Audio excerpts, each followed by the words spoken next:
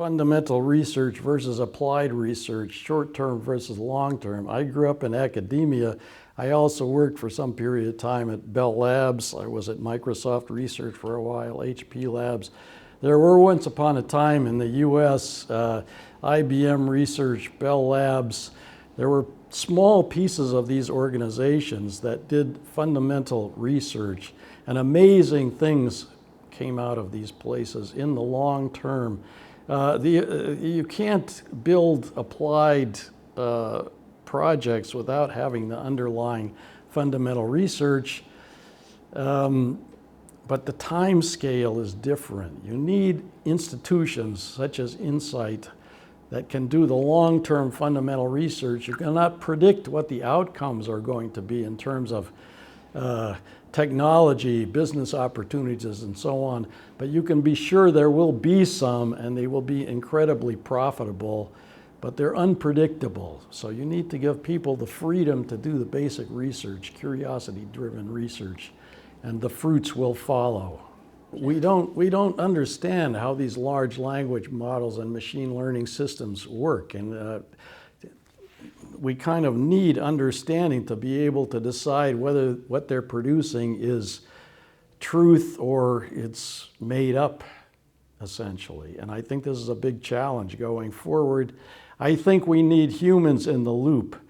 With these systems, it's trust but verify. So you have to look at the output and then decide whether you trust the output or not.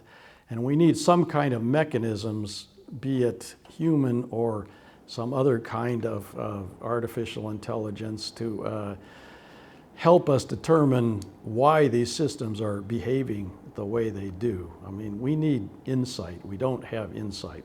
We're getting results, interesting results. Some of them are very helpful. Some of them are just crazy. We need to understand much better how these systems work. I always thought that an algorithm is just a recipe for doing something. It's a step-by-step process for getting to some result.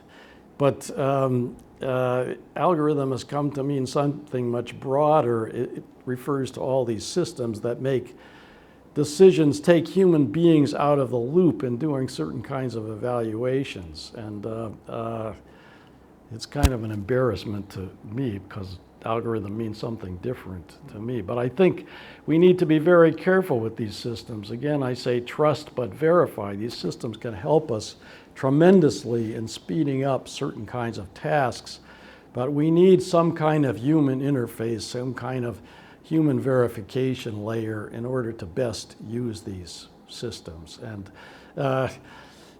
these large language models are trained on everything on the internet. There's plenty of good stuff on the internet, but there's plenty of bad stuff also.